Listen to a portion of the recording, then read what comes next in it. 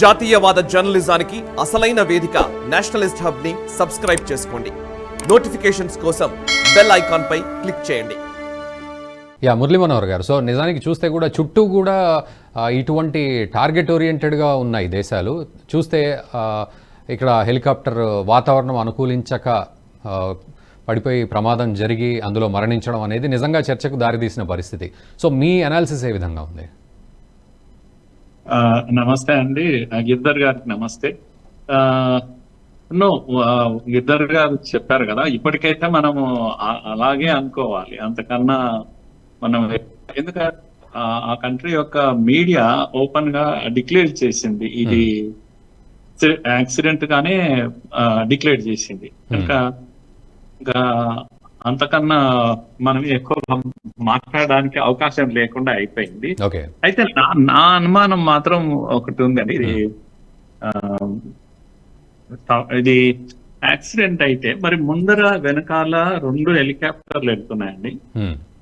2 helicopters కు ఏం కాలేదు, మధ్యలో ఉన్న ఇది ఒకటే ఎలా పడిపోతుంది అనేది వారు చెప్పిన రేడియేషన్ వీటిల్లో కొలాప్స్ చేయొచ్చు అని అన్నప్పుడు, రేడియేషన్ ఆల్వేస్ చుట్టుపక్కల ప్రాంతాలకు కూడా ఉంటుంది. ఆ 2 వీటికి కూడా అవకాశం ఉంటుంది. కనుక నేను అనుకుంటున్నా బహుశా అది అవకాశం లేదు, అలాంటి క్రాష్ కు అవకాశం కనిపించడం లేదు.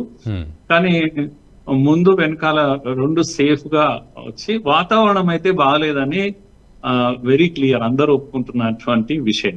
తర్వాత వీళ్ళు క్రాస్ అవుతున్నారు, ఒక మౌంటైన్ ఏరియాను క్రాస్ అవుతున్నారు. నాకైతే సేమ్ శ్రీశైలంలో వైఎస్ఆర్ రాజశేఖర రెడ్డి గారు యాక్సిడెంట్ ఏదైతుందో అది గుర్తొస్తుంది. వాతావరణం అప్పుడు కూడా అలాగే ఉన్నదండి, కానీ అప్పుడు ఒకే ఒక హెలికాప్టర్ పోయింది కనుక వేరే విషయాలు తెలియదు. ఇక్కడేమో 3 హెలికాప్టర్లు వెళ్ళాయి, మధ్యలో ఉన్నది ఒకటి మరి యాక్సిడెంట్ జరిగింది, 2 సేఫ్ గా వచ్చాయి. కనుక కుట్రకోణానికి చాలా అవకాశాలు కనిపిస్తా ఉన్నాయి. కనుక సమయం ఏది ఏమైనా ఇబ్రహీం రైసీ మాత్రం హార్డ్ లైన్ వ్యక్తి కనుక ఛాందసవాద గ్రూప్స్ ను లీడ్ చేసేటువంటి. అంటే మురళీ మనోహర్ గారు, ఇక్కడ సారీ ఫర్ ద ఇంటరప్షన్, అంటే మీరు అన్నట్లుగా వాతావరణం అనుకూలించకపోతే పైలట్లు కూడా ముందుగానే అప్రమత్తం అవడం, లేకపోతే ల్యాండ్ నుంచి స్టేషన్ అప్రమత్తంగా ఉండడం, ఇదంతా కూడా ఉంటుంది కదా. సో అలాంటిది కూడా పెద్ద దూరం కూడా ప్రయాణం చేయడం లేదు, జస్ట్ బార్డర్ కు వెళ్ళి వస్తున్నారు, రిటర్న్ లో ఇది జరిగింది. మరి ఎందుకు వీళ్ళు ఇమాజిన్ చేయలేకపోయారు, వాతావరణం అంత సడన్ గా టర్న్ తీసుకున్నదా అనేది మనకు అర్థం కానటువంటి విషయం. కానీ ఏదేమైనా గిరిధర్జీ చెప్పిన పాయింట్ తో నేను ఏకీభవిస్తున్నాను, ఎందుకంటే అఫీషియల్ గా వాళ్ళ మీడియా అనౌన్స్ చేసింది ఇది కేవలం ఇదేంటి యాక్సిడెంట్ మాత్రమే, వాతావరణం అనుకూలించలేదు అనేది చాలా స్పష్టంగా చెప్పారు. ఎన్ని కుట్రకోణాలకు అన్నిటికీ అవకాశం ఉంది వారిపైన.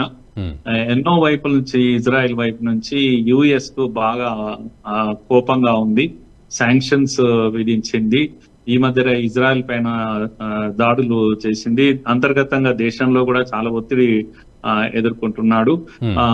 ఈ ఛాందసవాదం, శృతి మించిన ఛాందసవాదం వారు చెప్పారు కదా, అమీనా విషయం వచ్చినప్పుడు ఆ అమ్మాయి కేవలం హిజాబ్ విషయంలో వస్తే అంత తిరుగుబాటు వచ్చింది, అణిచేశారు, నిర్దాక్షిణ్యంగా అణిచేశారు.